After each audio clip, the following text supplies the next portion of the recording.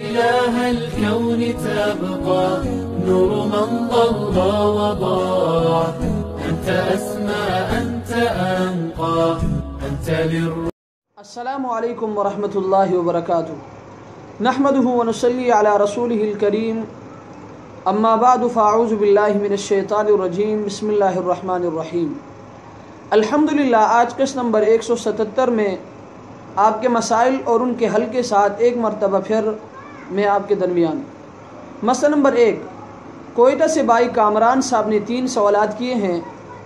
ان کا پہلا سوال یہ ہے کہ کیا نفل نماز کی ہر رکعت میں سورہ فاتحہ کے ساتھ سورت ملانا ضروری ہے یا نہیں؟ تو مسئلہ یہ ہے کہ نفل کی ہر رکعت میں سورہ فاتحہ کے بعد کوئی سورت ملانا ضروری ہے۔ اگر کسی ایک رکعت میں بھی سورت نہیں ملائی تو آخر میں سجدہ سہو کرنا لازم ہوگا۔ فتاوی شامی جلد نمبر 1 صفحہ نمبر 458۔ ان کا دوسرا سوال یہ ہے کہ نفل نماز شروع کر کے فاسد کر دی یعنی توڑ دی تو اس کا کیا حکم ہے؟ تو مسئلہ یہ کہ نفل نماز شروع کرنے سے پہلے تو نفل ہے، لیکن شروع کرنے کے بعد اس کو پورا کرنا واجب ہے۔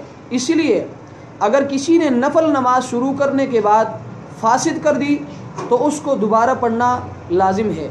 اگر اسی وقت کے اندر ادا کر دی تو بہتر، ورنہ وقت گزرنے کے بعد بھی اس نماز کو دوبارہ پڑھنا لازم ہے۔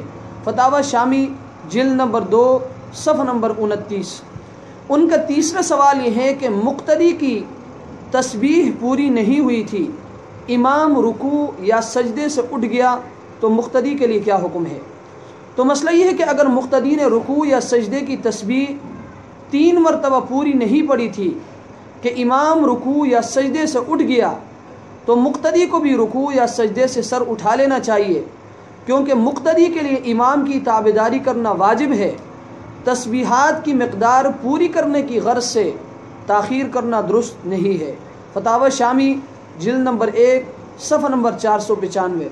مسئلہ نمبر 4 کراچی سے بھائی نیاز صاحب نے سوال کیا ہے کہ ناخن پالش لگا کر نماز پڑھنے کا کیا حکم ہے؟